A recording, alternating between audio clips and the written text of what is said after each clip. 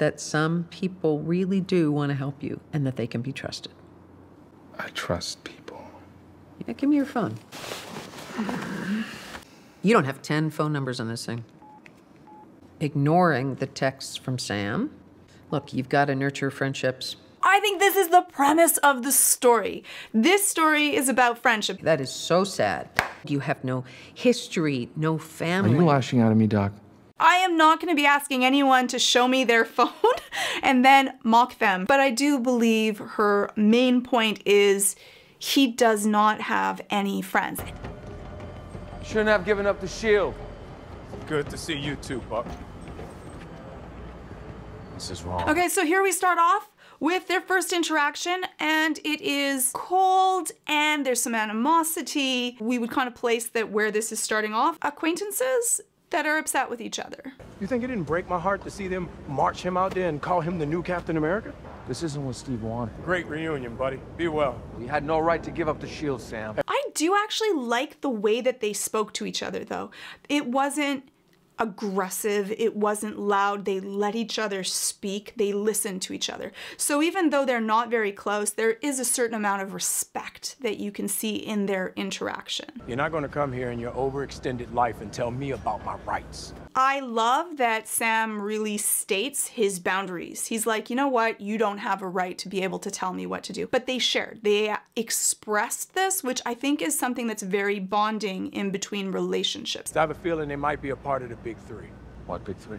Androids, aliens, and wizards. Every time we fight one of the three. So who are you fighting now, Gandalf?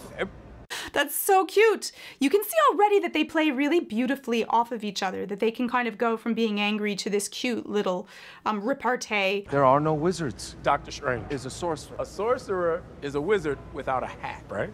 I'm right. I just came up with that. It's crazy. I'm coming with you. No, you're not. So here we have Bucky really angry at Sam for giving up the shield. But then Sam has a bigger problem and he asks what it is. And right away he puts aside that I'm really angry at you, but you have a problem and I'm gonna come and help. And even though Sam says, no, you're not, Bucky, being stubborn, says I'm going anyways. And that's a sign of friendship. They're there even when you don't want them to be. And so I think we've moved already from the stage of acquaintance to friendship in this one scene. I have all of that on camera. You know that, right?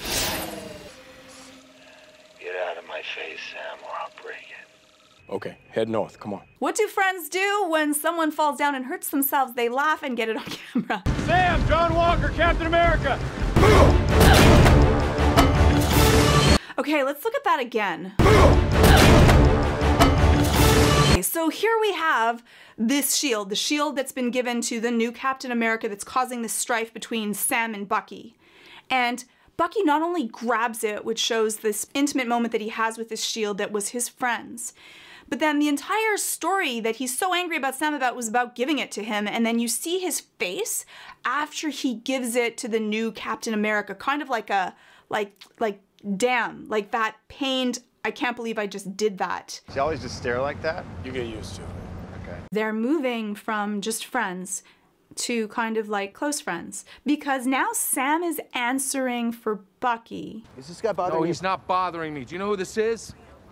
I'm really, really sorry about this. The interesting piece here is that you can see Bucky empathizing with what Sam has to go through. With just some looks, you can see the annoyance and the understanding of how, wow, this is totally uncool that this is happening to you. And when you're really close, you know what someone else is thinking without even having to say a word. So, who would like to start? This is ridiculous. Yeah, I agree. See? Making progress already. There they are, having to do kind of couples therapy, which you do with friends. This is not something that I've done this many times. She's united them against her as the common enemy. So, a little bit of a success. Are you familiar with the miracle question? Absolutely not. What is something that you would like to see that would make your life better. I've never heard of the miracle question, but this kind of shows that, yeah, this entire story is about them and the evolution of their relationship. The only piece, though, that I would say therapeutically is that you're not going to ask your couple, and the couple could be anything. It could be colleagues that are working together. It could be best friends. It could be people that are dating. But you're not going to say, what do you want to see in the world as a miracle? Because you're going to end up with like answers like world peace, or I want Captain America back, or I wish I hadn't given the shield. It would be specific to what would you make better in the couple. It's time for the soul-gazing exercise. I like this one, Doc. God, Thank he's you for gonna love this. This is great. He loves to stare. He gets to stare. This is adorable. Well, which way Why do you have to have your right or legs left? open? You know what? Fine. Here. Oh, you have. They're bickering, okay? But they're the cutest bickering ever. Like, it's not angry, aggressive, cold animosity. This is cute, teasing, bothered, annoyed bickering, which would be no issue for me if I was seeing both of them as a couple. I would be like, you actually have a cute interplay among each other. Did you notice that? That there's a synchronicity that happens between both of them, which I think is actually wonderful. You can work with that. It's a little close. It's very close. That's what you wanted, right? Guys, They're getting closer, literally and metaphorically. Aw. Though I love that the doctor's all annoyed with them, like the parents. You would not be probably being that annoyed that quickly for this little of a thing. there, you see, that wasn't so hard. Wait, what are you doing? Are you having a staring contest? So what this soul-gazing exercise is supposed to be doing is gaining empathy and care for the other person. So you're supposed to look at them and feel what they're feeling. And it seems like at the beginning they are doing that, but then it probably became too uncomfortable. I'm feeling something to a, I'm now just gonna stare at you. Why does Sam aggravate you? And don't say something childish.